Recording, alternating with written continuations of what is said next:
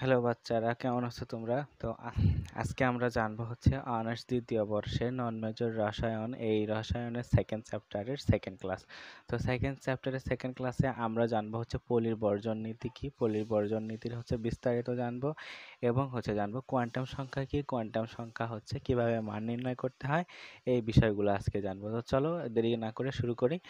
প্রথমেই হচ্ছে যে আমরা আসলে যেটা জানবো সেটা হচ্ছে গত দিনে অবশ্য এই প্রশ্নটা দেখায় দিছিলাম যে কোয়ান্টাম সংখ্যা কি কি দিছিলাম, কোয়ান্টাম সংখ্যা কি, এবং n ইকুয়াল 4 হলে l ও m এর মান হিসাব করো। এই প্রশ্নের উত্তরটা, তো এই প্রশ্নের উত্তরটা হচ্ছে আমরা আজকে সলভ করব। গত দিন অবশ্য এই প্রশ্নের উত্তর দিয়ে দিছি, কিন্তু আসলে উত্তর দিতে পারি নাই, প্রশ্ন দিছিলাম উত্তর দিতে পারি না। তো আজকে এটা সলভ করব। তো এখানে আসলে প্রথম যেটা কাজ হবে সেটা হচ্ছে কোয়ান্টাম সংখ্যা কি এটা লিখব। প্রথমে হচ্ছে কোয়ান্টাম সংখ্যার সংজ্ঞা লিখব। কি লিখব? কোয়ান্টাম সংখ্যার সংজ্ঞা। তো কোয়ান্টাম সংখ্যার সংজ্ঞা লিখতে যে আমাদের হচ্ছে লিখতে হবে যে সকল সংখ্যা গতদিন অবশ্য আমি লেখা দেখেছি, সেখানে দেখছি যে আসলে খুব কমই বোঝা যাচ্ছে, লেখা একটু ছোট ছোট। তারপর তোমরা আসলে শুনে শুনে লিখে নিবে। আগে প্রথমে ক্লাসটা ভালো করে করবে, তারপর হচ্ছে শুনে শুনে দেখে দেখে লিখে নিবে। তো পরের ক্লাসে সেটা লিখে নিবে যে সংখ্যা এর কি হবে, যে সকল সংখ্যা দ্বারা, মানে যে সংখ্যা দ্বারা হবে না, এখানে লিখতে হবে যে সকল সংখ্যা দ্বারা পরমাণুতে, যে সকল সংখ্যা দ্বারা পরমাণুতে যে সকল সংখ্যা দ্বারা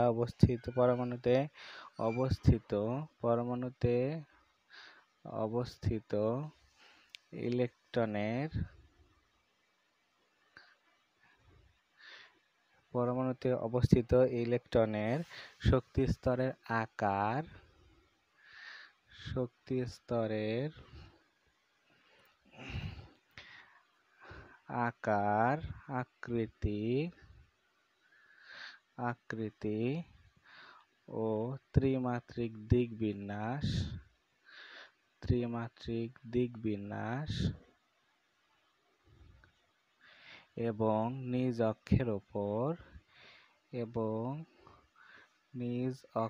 ওপর ঘূর্ণনের দিক প্রকাশ করে তাকে কোয়ান্টাম সংখ্যা বলে। তাকে কি বলে? কোয়ান্টাম সংখ্যা বলে। এখন আসো, আমাদের যে কাজটা সেটা হচ্ছে যে প্রশ্ন বলছে n ইকুয়াল 4 হলে কি হলে, n ইকুয়াল 4 হলে l ও m এর মান হিসাব করতে। তো l এবং m এর মান আমরা এখন হিসাব করব। সেক্ষেত্রে বলি যে তোমাদের আসলে কি করতে হবে, আসলে এটা ছক করতে হবে। এটার আসলে ছকের কোনো রকমের কোনো হচ্ছে, যেমন কতদিন বলছিলাম যে পার্থক্যতে ছক করলেও হবে, না করলেও হবে, কিন্তু আসলে এখানে কিন্তু ছক করতেই হবে, এটা কিন্তু কনফার্ম। না হলে আসলে লেখাটা ভালো হবে না। তো যাই হোক, এটা ছক করতে হবে, ছক করে লিখতে হবে। তো আসলে প্রথম ছকটাকে হচ্ছে 3 ভাগে ভাগ করে নেবে। তো আমি 3 ভাগে সুন্দর করে ভাগ করে নিলাম। এখানে হচ্ছে মান, তারপর হচ্ছে শেল দিয়ে এটা একদম দিলা। তারপর করতে হবে কি, তারপরে সহকারী কোয়ান্টাম সংখ্যা এখানে লিখতে হবে সহকারী। আমি অবশ্য ছোট করে লিখতেছি, কিন্তু বলতেছি এটা লিখে নিবে এভাবে, সহকারী কোয়ান্টাম সংখ্যা। তারপর এখানে হচ্ছে ম্যাগনেটিক কোয়ান্টাম সংখ্যা।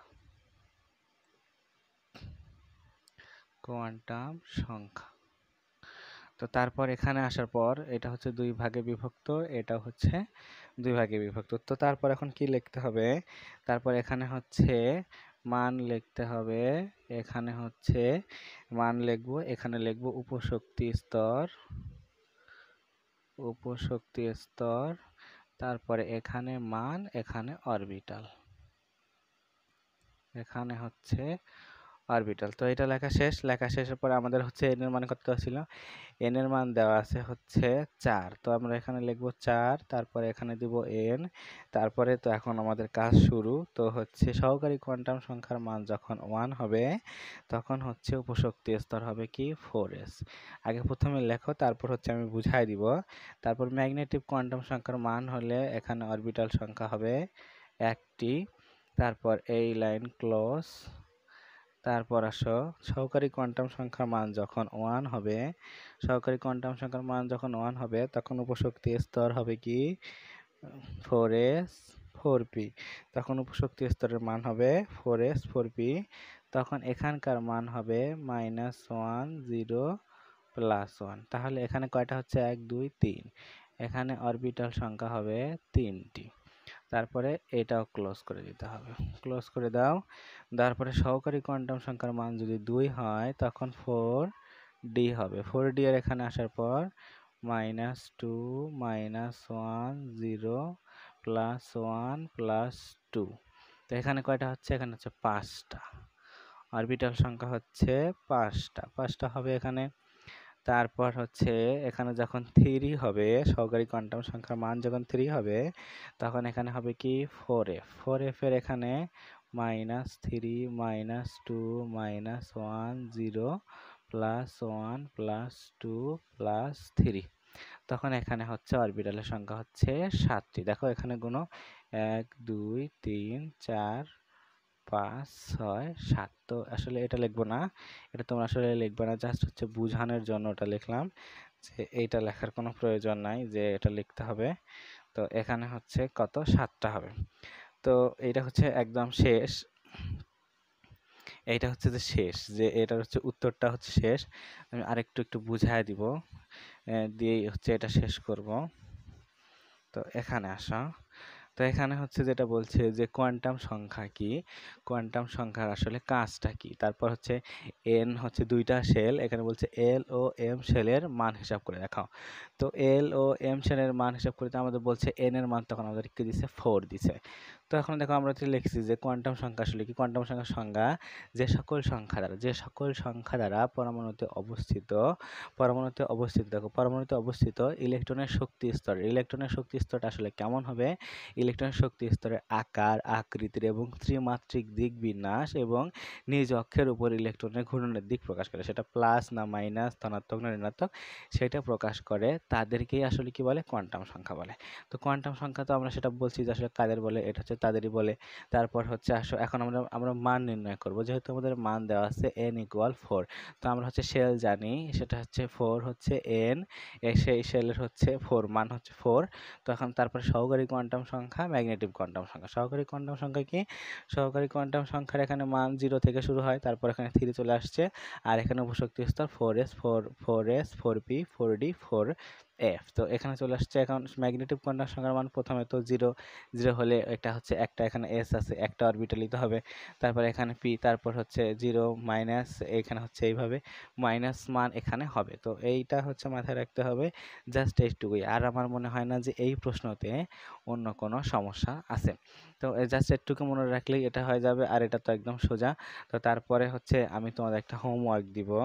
হোমওয়ার্কটা আসলে কি দিব সেটা হচ্ছে দেখো, যে তোমরা আসলে লিখে নিতে পারো। আমাকে হচ্ছে কমেন্টে হচ্ছে জানাতে হবে যে জাস্ট এই প্রশ্নটাই থাকবে যে কোয়ান্টাম সংখ্যা কি, n এর মান 3 হলে। এখানে তোমরা হচ্ছে লিখে নিতে পারো, এটা তোমরা লিখে নিবে, যে সুন্দর করে লিখে নিয়ে আমাকে হচ্ছে কমেন্ট করে জানাবে যে n এর মান 3 হলে l ও m এর মান হিসাব করে দেখাও। তো এই প্রশ্নটা হচ্ছে তোমাদের হচ্ছে হোমওয়ার্ক, তোমরা এটা হচ্ছে দেখাবে, আমাকে হচ্ছে সুন্দর করে কমেন্টে সেটা বলবে যে হ্যাঁ স্যার এইটা হচ্ছে করা শেষ, তো আপনি হচ্ছে দেখেন।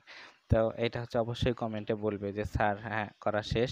তো আসলে এটা বলবে অবশ্যই, আমি আশা করব যে তোমাদের কাছ থেকে যে এইটা হচ্ছে তোমরা মানটা বের করবে, এটা হচ্ছে কি হবে, n এর মান এখানে 3 হবে শুধুমাত্র, তখন হচ্ছে কি হবে 3s 3p 3d এই পর্যন্তই হবে। সহকারী কোয়ান্টাম সংখ্যার মান 0 1 2 পর্যন্ত যাবে এবং হচ্ছে ম্যাগনেটিক কোয়ান্টাম সংখ্যার মান এখানে কত হবে, সর্বোচ্চ অরবিটালের সংখ্যা হবে 5টি। তারপরেও আমি আসলে অনেক কিছু বলে দিচ্ছি, এটা বলা ঠিক না। তারপরে তোমরা আসলে চেষ্টা করবে, চেষ্টা করে এটা হচ্ছে দেখাবে এবং আমাকে বলবে যে স্যার ঠিকই অবশ্যই অবশ্যই এটা আমরা করতে পারছি। তো তোমাদের হচ্ছে এইটা হচ্ছে বাড়ির কাজ। নেক্সট দিনে অবশ্যই তোমরা কমেন্ট করে বলবে যে হ্যাঁ এটা হচ্ছে আমরা করতে পাইছি, খুবই সোজা। তো সেইটা হচ্ছে তোমাদের বাড়ির কাজ। আর আজকে হচ্ছে পরে যেটা বলছি যে কি আজকে দেখাবো, সেটা হচ্ছে পলির বর্জন নীতি। কি করব, পলির বর্জন নীতিটা হচ্ছে ব্যাখ্যা করব যে পলির বর্জন নীতি কি, পলির বর্জন নীতি ব্যাখ্যা করো। তো আসলে এইটা হচ্ছে আজকে করব যে পলির বর্জন নীতি উদাহরণ সহ ব্যাখ্যা করব। তো আসলে প্রথমে যেটা বলি যে পলির বর্জন নীতি কি, এটা লিখব যে পলির বর্জন নীতি, এটাও সোজা আছে। পলির বর্জন নীতি, পলির বর্জন নীতিতে কি বলছে একটা জিনিস মাথায় রাখতে হবে। এখানে হচ্ছে বলছে যে কোনো পরমাণুতে কি, কোনো পরমাণুতে কোনো পরমাণুতে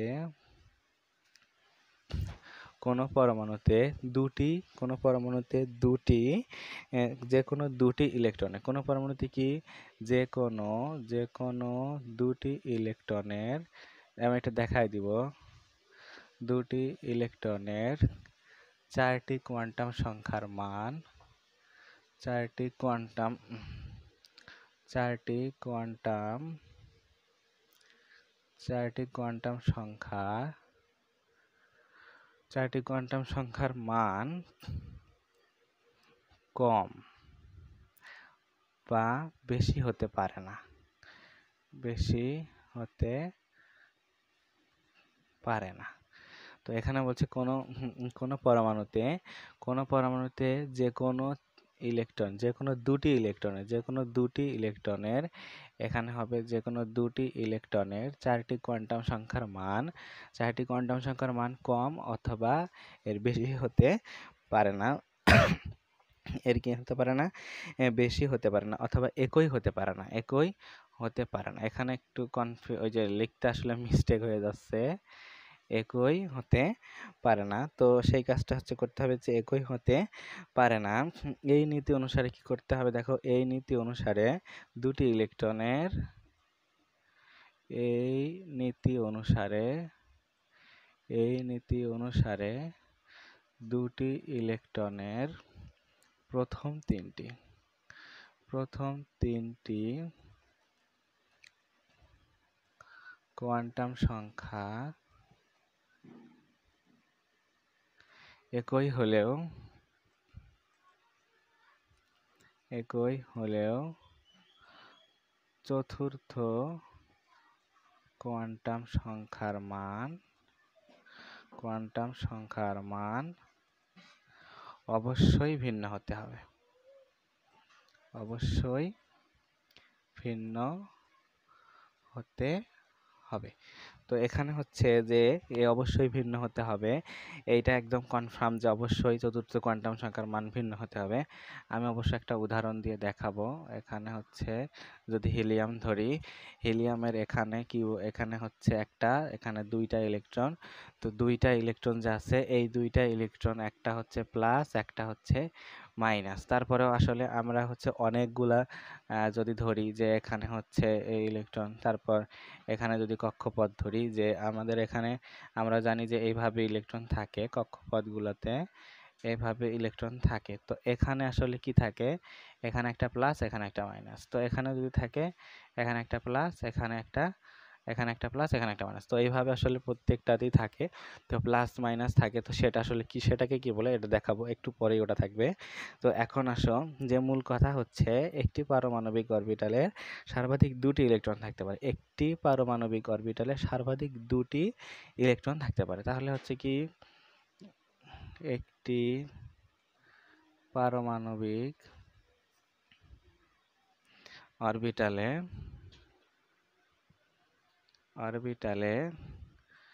সর্বাধিক দুটি ইলেকট্রন থাকতে পারে। আজকে একটু বড় করে লিখতেছি, কারণ যেন হচ্ছে আসলে ভিডিওতে ফোকাস আসে। তো সর্বাধিক দুইটি ইলেকট্রন থাকতে পারে যদি নিজ অক্ষের উপর এর হচ্ছে যদি নিজ অক্ষের উপরে থাকবে। কিভাবে থাকবে? যদি এরা নিজ অক্ষের উপর বিপরীত স্পিন বিপরীতমুখী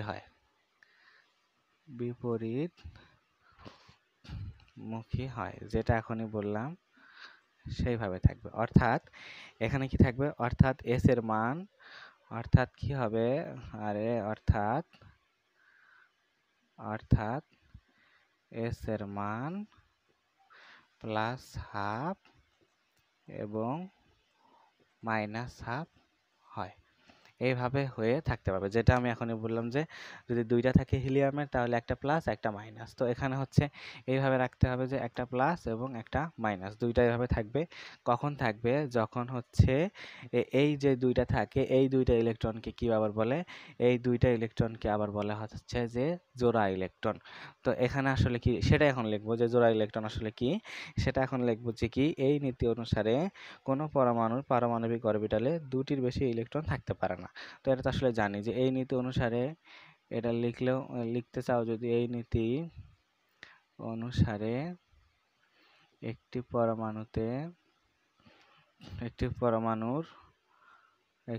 পরমাণুর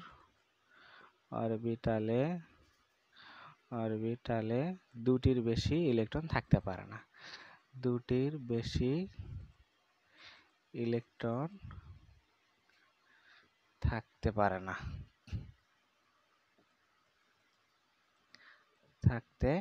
না। তাহলে আসলে কি হয়? দুটির বেশি ইলেকট্রন থাকতে পারে না, এখানে যেটা বলছি একই অরবিটালে অবস্থানরত।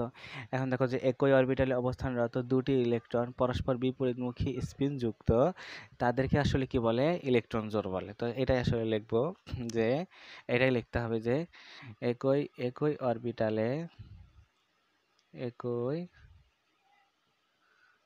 অরবিটালে অবস্থানরত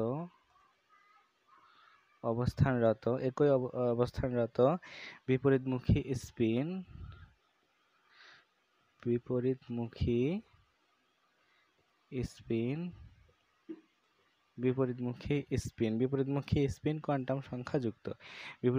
স্পিন কোয়ান্টাম সংখ্যাযুক্ত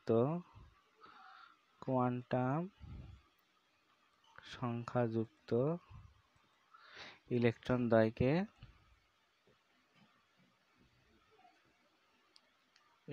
দ্বয়কে কি বলে? জোড়া ইলেকট্রন বলে, যেটা এতক্ষণ বললাম, জোড়া ইলেকট্রন বলে। কি বলে? জোড়া ইলেকট্রন বলে। আর এটাই হচ্ছে এই অনুসারে এই যে জোড়া ইলেকট্রন যে বলে, এই জোড়া ইলেকট্রনটা আমি এখন দেখাই দিলাম যে এইভাবে। তারপর হচ্ছে পলির বর্জন নীতি অনুসারে হিলিয়ামের ইলেকট্রন বিন্যাস, সেটা এখন দেখবো। যে উদাহরণ হিসেবে কি দেখবো? যে দুইটি ইলেকট্রনের কোয়ান্টাম সংখ্যা নিম্নরূপ। যে যেমন হচ্ছে উদাহরণের কথা বলছে, যে উদাহরণ হিসাবে আমরা এখন দেখব যে হিলিয়ামের দুটি ইলেকট্রন কিভাবে থাকে। হিলিয়ামের ইলেকট্রন বিন্যাস নিম্নরূপ। কি হবে এখানে? হিলিয়ামের ইলেকট্রন বিন্যাস এখানে এল, তারপরে এন, এল, তারপরে হচ্ছে এম, তারপর হচ্ছে এস। তো এটা হচ্ছে প্রথম ইলেকট্রন, এখানে হচ্ছে 1, তারপরে 0, এখানে প্লাস হাফ। আর এখানে দ্বিতীয় ইলেকট্রন এখানে 1, এখানে এল এর মান 0, এম এর মান 0, তারপর এস এর মান কি হবে? মাইনাস হাফ, যেটাই যে এখানে দেখালাম। এই যে এখানে হচ্ছে প্লাস হাফ, এখানে হচ্ছে মাইনাস হাফ। হিলিয়ামের যে দুইটা ইলেকট্রন থাকে আসলে সেটা হচ্ছে কিভাবে দেখো, সেটা হচ্ছে একটা হচ্ছে প্লাস হাফ, একটা হচ্ছে মাইনাস হাফ, একই অরবিটালে আছে হিলিয়ামের। এইটাই হচ্ছে পলির বর্জন নীতি সুন্দরভাবে উদাহরণ। আমার মনে হয় যে এই উদাহরণটা যদি আসলে মনে রাখে আর এর যদি দেখে দেখে দেখে দেখে যদি মনে রাখে তাহলে আর কোনো সমস্যা নাই। তারপর বলছে উদাহরণ একটা দিয়েছে কে এল এম এর মান, কে ও এল এল সেলের মান এখন ও পলির বর্জন নীতির সাথে এটা হচ্ছে উদাহরণ সহ আমরা দেখব। তো এখানে আরেকবার একটু যদি বুঝাই দিই, যে এখানে বলছে যে কোনো পরমাণুতে অবস্থিত দুটি ইলেকট্রনের চারটি কোয়ান্টাম সংখ্যার মান কম, চারটি কোয়ান্টাম সংখ্যার মান দুটি, একটা কোনো পরমাণুতে দুটি ইলেকট্রনের চারটি কোয়ান্টাম সংখ্যার মান, কারণ চারটি তো হবে, একটা প্লাস একটা মাইনাস, একটা প্লাস একটা মাইনাস, দুটি ইলেকট্রন চারটি কোয়ান্টাম সংখ্যার মানের কম, চারটি কোয়ান্টাম সংখ্যার মানের কম এবং একই হতে পারে না, তারা কখনো একই হতে পারে না। এবং প্রথম তিনটি যদি একই হয় তা হচ্ছে চতুর্থটি অবশ্যই ভিন্ন হতে হবে। তাহলে হচ্ছে চতুর্থটি অবশ্যই ভিন্ন হতে হবে, সেটা এখানে বলছে। এবং পারমাণবিক সংখ্যা, একটি পারমাণবিক অরবিটালে সর্বাধিক দুটি ইলেকট্রন থাকতে পারে। একটি পারমাণবিক অরবিটালে সর্বাধিক কয়টি ইলেকট্রন থাকতে পারে? দুটি ইলেকট্রন থাকতে পারে। কারণটা হচ্ছে যদি নিজ অক্ষের উপর তারা বিপরীতমুখী হয়, যদি নিজ অক্ষের উপর তারা বিপরীতমুখী হয়, এখানে সেটা দেখা দিয়েছে নিজ অক্ষের উপর বিপরীতমুখী তারা হবে সুন্দরভাবে, এই জন্য এরা দুইটি আছে এখানে। তো তারপরে দেখো অর্থাৎ এর মান হচ্ছে প্লাস হাফ এবং মাইনাস হাফ হয়, এটা তো আমি দেখাই দিছি। তারপর নীতি অনুসারে, এই নীতি অনুসারে পরমাণু অরবিটালের দুটির ইলেকট্রনের বেশি থাকতে পারবে না, মানে এই নীতি অনুসারে পরমাণুতে দুটি ইলেকট্রনের বেশি থাকতে পারবে না একই অরবিটালের অবস্থানরত বিপরীতমুখী,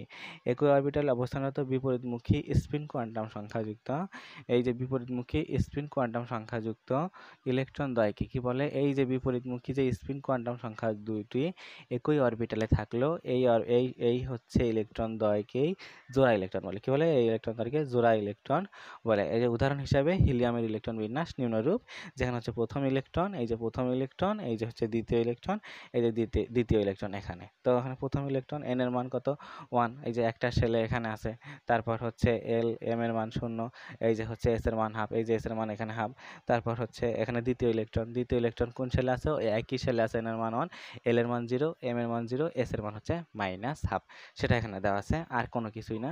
তো এখানে দেখো প্রথম হচ্ছে যেটা হচ্ছে কথা, যে একই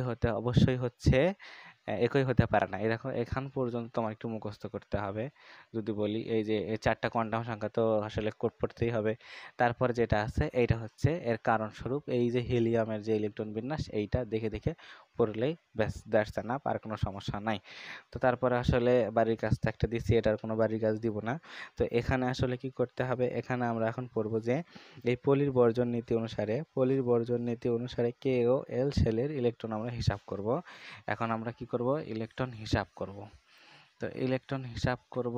তোমরা আসলে একটা কথা বলি তোমাদের, হচ্ছে অনলাইনে কোর্স চলছে লাইভ ক্লাসে, সেটা জুম মিটিং অ্যাপসের মাধ্যমে, সেটা হচ্ছে গুগল মিটের মাধ্যমে তোমরা হচ্ছে ক্লাস করতে পারবে, একদম লাইভ ক্লাস করতে পারবে। এবং তোমাদের আসলে কোর্সে ভর্তি আমি নিব আগামী 22 তারিখ পর্যন্ত। আগামী 22 তারিখের মধ্যে হচ্ছে কোর্সে ভর্তি হতে হবে, তারপর আসলে লাইভ ক্লাস তোমরা পাবে। তো সেটা একদিন পর পর লাইভ ক্লাস পাবে এবং হচ্ছে ক্লাসগুলো রেকর্ডেড থাকবে। তারপর হচ্ছে এরা হচ্ছে তোমরা রেকর্ডেড পাবে, তোমাদের জন্য মেসেঞ্জার গ্রুপ এবং হোয়াটসঅ্যাপ গ্রুপ দেওয়া আছে। তারপরে হচ্ছে তোমাদের যদি হচ্ছে প্রয়োজন হয় অবশ্যই সেটা আমি ডেসক্রিপশন বক্সে লিঙ্ক দিয়ে দিব, যে কিভাবে আসলে ফেসবুকে তোমরা মেসেজ করতে পারবে অথবা হচ্ছে হোয়াটসঅ্যাপে নক দিয়ে তোমরা হচ্ছে কোর্সে ভর্তি হতে হবে। তো সেক্ষেত্রে আগেই হচ্ছে প্রি পেমেন্ট করে রাখতে হবে ভর্তি হতে হলে। তো আমরা এখন যেটা করব সেটা হচ্ছে পলির বর্জন নীতি লিখি একটু। পলির বর্জন নীতির অনুসারে কে ও এল শেলের মান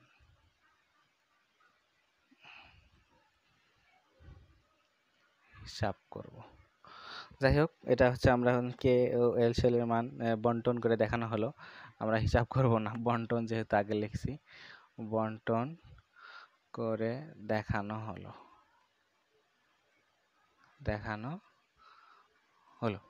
তো এখন আমাদের আসলে আবার সেই কাজ করতে হবে, যে আসলে আমাদের হচ্ছে এখন আবার ছক বানাতে হবে। তো ছকটা হচ্ছে এইভাবে আবার প্রথম থেকে করতে হবে। আমার এখানে যেহেতু একটু সমস্যাই, তো ছক করতে হবে। ছক করে নিলাম। তো এখানে হচ্ছে প্রথমে লিখব শেল, কি শেল, তারপরে লিখব NLMS, তারপরে লিখব হচ্ছে অরবিটাল সংখ্যা,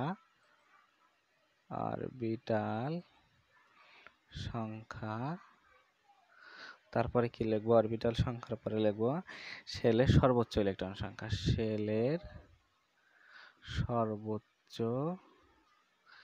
ইলেকট্রন সংখ্যা।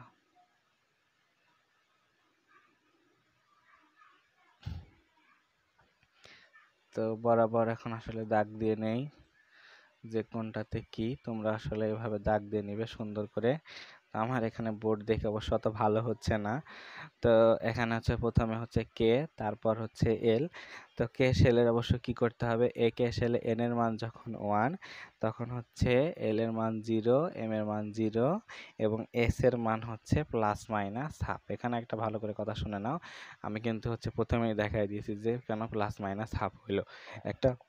একটা যখন দুইটা ইলেকট্রন থাকবে অবশ্যই একটা প্লাস একটা মাইনাস। তো এখানে হচ্ছে অরবিটালের সংখ্যা কতগুলো হবে, তো এখানে হচ্ছে এস এর মান দেওয়ার পর অরবিটালের সংখ্যা হবে 1s, কি হবে 1s। এখানে হচ্ছে ইলেকট্রনের সংখ্যা হবে 2টি, 1s এর সর্বোচ্চ তো 2টি হয়, এর বেশি তো ইলেকট্রন হয় না।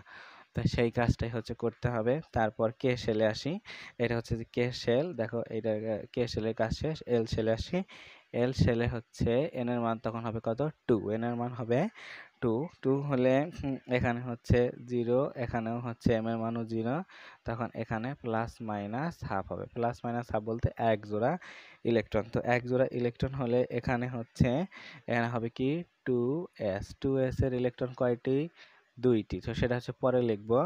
তারপরে আসি, তারপর এখানে তখন এল এর মান 1, এম এর মান 0, এখানে হচ্ছে প্লাস মাইনাস হাফ, এখানে হচ্ছে হবে কি 2p।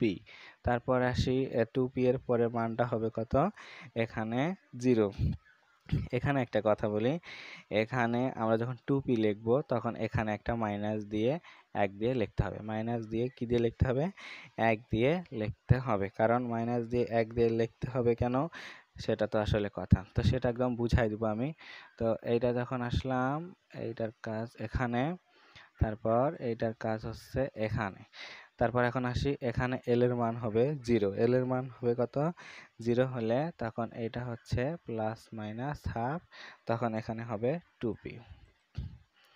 তারপর আবার হচ্ছে এখানে প্লাস 1, প্লাস 1 হলে এখানে হচ্ছে প্লাস মাইনাস হাফ, এখানেও হবে 2p। তো এইটা হচ্ছে যে মেইন কাজ, যে এই পর্যন্ত হলে শেষ। আর এখানে ইলেকট্রন সর্বোচ্চ হবে 8টি। তো এই পর্যন্ত হলে এটা হচ্ছে শেষ। এখানে হচ্ছে শুধুমাত্র কি কাজ করতে হবে, ওই কোয়ান্টাম সংখ্যার মতোই এল এম এ এখানে মাথায় রাখতে হবে। আর এখানে হচ্ছে যখন 2 হবে তখন এটা প্রথমে হবে 2টা শূন্য, তারপরে হবে একটা একটা এক, একটা হচ্ছে মাইনাস, তারপরে এই একটুক জাস্ট হচ্ছে আমার মনে হয় যে এই যে একটা শূন্য, এই একটা শূন্য, এই এক, এটা মাথায় রাখতে হবে। তারপর হচ্ছে আরেকটা সহজ বুদ্ধি দেই, সেটা হচ্ছে 1 আর 1 বিয়োগ করলে কত হয় 0, সেই শূন্যটা এখানে বসছে, আর কোনো কিছু থাকলো না, তাই এখানে +1। জাস্ট এইটুকু জায়গাটা এভাবে মনে রাখতে হবে। এইটুকু জায়গা যদি তুমি এভাবে মনে রাখতে পারো, আমার মনে হয় না যে তোমাকে এই প্রশ্নে কেউ আটকাতে পারে। তো আসলে আমি মনে করব যে খুব সহজভাবে যদি আসলে মনে রাখতে হয় তাহলে এই পদ্ধতি ইউজ করতে হবে। তো আসলে এইটা হচ্ছে একদম হচ্ছে শেষ পর্যন্ত বলি যে আমি আসলে তো আমার ছকগুলো অত ভালো হয়নি, তারপরেও তোমরা আসলে ছকগুলো ভালো করে নেবে এবং তোমরা বুঝতে পাইলা কি না যে আসলে আরও ভালো কিছু করতে হবে কি না, তারপরে লেখাগুলো আরও ভালো করতে হবে কিনা, অবশ্যই তোমরা হচ্ছে কমেন্ট করবে। কমেন্ট করে অবশ্যই সেটা বলবে যে এইটা হচ্ছে আরেকটু ভালো করতে হবে, বা হচ্ছে বোঝানো ভালো হচ্ছে, তাহলে হচ্ছে একটু হচ্ছে আমি উৎসাহ পাবো যে আসলে কাজটা করতে হবে। এবং তোমরা হচ্ছে কোর্সে অবশ্যই জয়েন হবে, সেটা জয়েন হবে, তো সেখানে তো লাইভ ক্লাস পাবেই। তো আসলে পরবর্তীতে তোমাদের একটা ক্লাস পাবে, সেই ক্লাসে আমি 3টার হচ্ছে ফর্মুলা, 3টা প্রশ্নের কথা বলবো। 3টা প্রশ্নের মধ্যে কনফার্ম একটা প্রশ্ন আসবে, কি বলো, কনফার্ম একটা প্রশ্ন পরীক্ষাতে আসবেই। তো সেই জন্য অবশ্যই পরবর্তী ক্লাসের জন্য সাবস্ক্রাইব করে পাশে থাকা বেল আইকনটি ক্লিক করে রাখবে। আজকে এ পর্যন্তই, এতক্ষণ সাথে থাকার জন্য ধন্যবাদ।